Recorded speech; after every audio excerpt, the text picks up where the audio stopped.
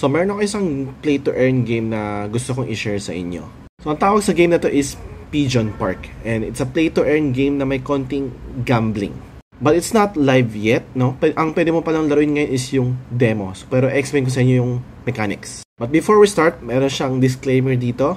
Ang coin nila na Pigeons ay isang meme token and should not be viewed as a means of generating financial gains. Okay? So, ito yung game. So, ito yung instructions. Maglalaglag ka lang ng mga eggs sa mga objects, then you're good to go. Ayan, so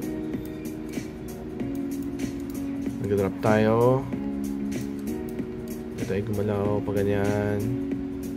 Sorry, nasa pang mobile kasi yung game niya, no? So, lagyan tayo yung poop. Ayan, so yan.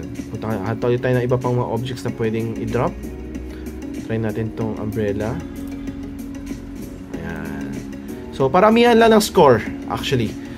So, pataasan na lang score. Kung ikaw yung isa sa mga pinakamataas na score, magkakaroon ka ng Pigeons na token. And pwede ka rin mag-bet. Pwede ka rin maglagay ng pera dun. Pwede ka maglagay ng $2, $20, or $200 worth of Pigeons. Kung saan, pag ikaw yung high scorer, syempre marami pang ibang taon maglalaro. Magpo-pool yung funds. Mga iba, tatayan $20.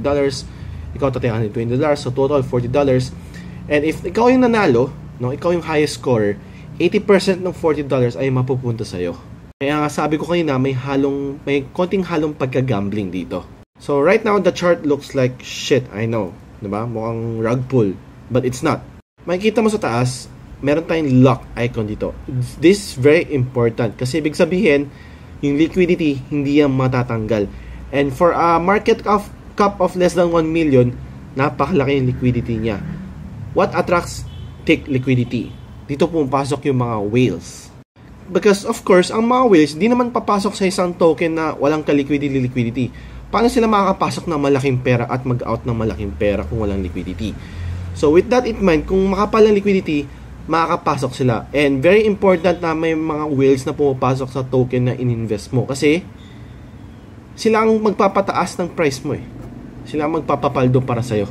But again, this is all not guaranteed. This is just one of the main factors or advantage or pros ng Pigeons token. Meron silang thick liquidity. But again, it doesn't mean na tataas to, no? Walang guarantee. So right now, ang Pigeons na game is only on demo, no? Mag-launch sila sa April, yung game launch, and magiging Web3 siya by sometime, TBA pa, TBA. So this is where kind of speculation na mangyayari. Demo launch or still early, no? Less than 1 million market cap. If feel mo na sasabog tong game, then pwede ka maglagay ng konti, pwede ka bumili ng konti. And pag lumabas yung launch ng game, marami naglaro, marami magpasok, pwede kang pumaldo. But again, this is not guaranteed. It's all speculation. And one caveat also is this is under Ethereum network. So expect some high gas fee, although nagkaroon na ng Denkan update.